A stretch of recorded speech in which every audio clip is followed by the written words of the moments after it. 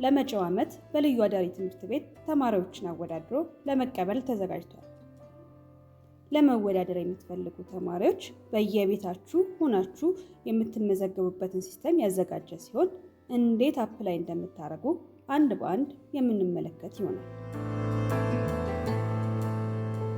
በመጀመሪያ በስክሪኑ ላይ የምትመለከቱትን ሊንክ በማንኛውም ብራውዘር ላይ ስናስገባ የምትመለከቱትን ፔጅ እናገኛለን።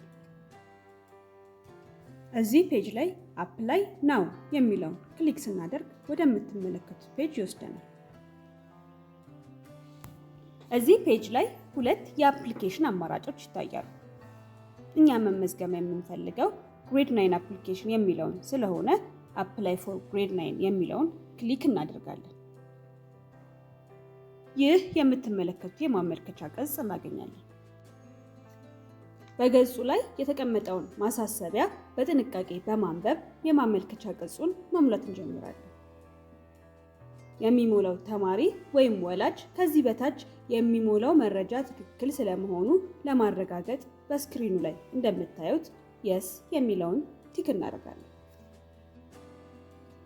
በመቀጠል የተማሪውን መረጃ አንድ በአንድ እንሞላለን። ለምሳሌ የተማሪውን ሙሉ ስም፣ ጾታ እና ሌሎችንም በጥንቃቄ እየሞላን እንሄዳለን። የወላጅንን መረጃ በምትመለከቱት መንገድ በተመሳሳይ ሁኔታ አንድ በአንድ እንሞላለን። በመቀጠል የትምህርት መረጃችንን እንዴት እንደምንሞላ አንድ በአንድ እናያለን። በመጀመሪያ የ8ኛ ክፍል ክልላዊ ፈተና አድሚሽን ካርድ እና ውጤት እንድናስገባ ይጠይቀናል። እሱን እንሞላለን።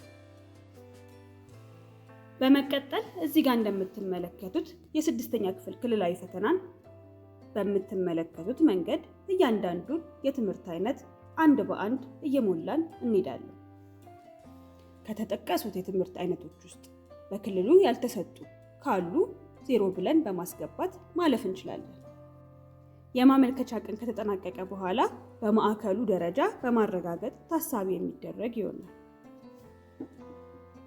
እዚህ ጋር እንደምትመለከቱት የ8ኛ ክፍል ክልላዊ ፈተና ውጤትንም በተመሳሳይ ሁኔታ በቅጹ ላይ እንሞላለን። ውጤታችሁን በዚህ መንገድ ካስገባችሁ በኋላ የ6ኛና የ8ኛ ክፍል ሰርተፊኬት እንድትጭኑ ይጠይቃል። ሰርተፊኬቱን ለመጫን ከፊትና ከጀርባ ስካን ማድረግ ይኖርብናል። እንዲሁም የሚታይ መሆን ይኖርበታል። የ8ኛ ክፍል ክልላዊ ፈተና ሰርተፊኬት ያልተሰጣችሁ በኦንላይን ያገኛችሁትን ውጤት ስክሪንሾት በማድረግ ወደ ፒዲኤፍ በመቀየር መጫን ይኖርባችኋል። በመጨረሻ ተጨማሪ መረጃዎችን ለምሳሌ ፐርሰናል ስቴትመንት፣ ሞቲቬሽናል ስቴትመንት መሙላት ይጠበቅባችኋል። በመጨረሻ ቅጹን በአግባቡ ሞልተን ከጨረስን በኋላ ስክሪኑ ላይ እንደምትመለከቱት ሪቪው አፕሊኬሽን የሚለውን እንጫናለን። ወደምትመለከቱት ፔጅ ይወስደናል። የሞላነውን መረጃ በምትመለከቱት መልኩ ሪቪው እናደርጋለን። በመጨረሻም ያስገባነውን መረጃ ትክክል እንደሆነ ካረጋገጠን በኋላ እንደምትመለከቱት ሰብሚት አፕሊኬሽን የሚለውን በመጫን ምዝገባችንን እናጠናቀቃለን።